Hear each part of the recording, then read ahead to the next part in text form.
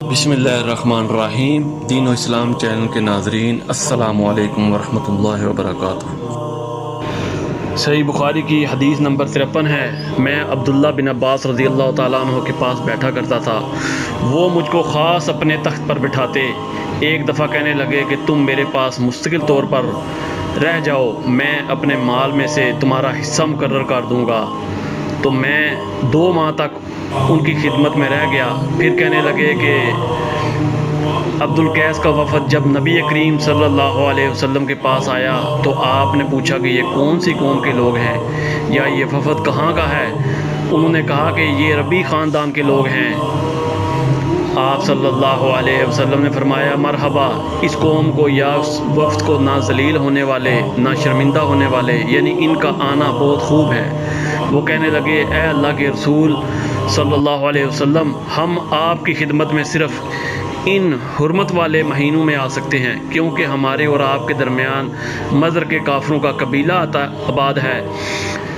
بس آپ ہم کو ایک ایسی قطعی بات بتلا دیجئے جس کی خبر ہم اپنے پچھلے لوگوں کو بھی کر دیں جو یہاں نہیں آئے، اور اس پر عمل درآمد کر کے ہم جنت میں داخل ہو جائیں۔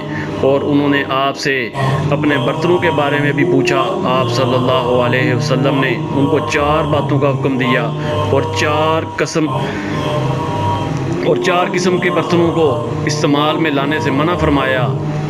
ان کو حکم دیا کہ ایک اکیلے اللہ پر ایمان لاؤ۔ پھر آپ صلی اللہ علیہ وسلم نے پوچھا کہ جانتے ہو ایک اکیلا اللہ پر ایمان لانے کا مطلب کیا ہے؟ انہوں نے کہا کہ اللہ اور اس کے رسول ہی کو معلوم ہے۔ آپ صلی اللہ علیہ وسلم نے فرمایا کہ اس بات کی گواہی دینا کہ اللہ کے سوا کوئی معبود نہیں، اور یہ کہ محمد صلی اللہ علیہ وسلم اس کے سچے رسول ہیں، اور نماز قائم کرنا اور زکوٰۃ ادا کرنا اور رمضان کے روزے رکھنا اور مال غنیمت سے جو ملے اس کا 5واں حصہ مسلمانوں کے بیت المال میں داخل کرنا۔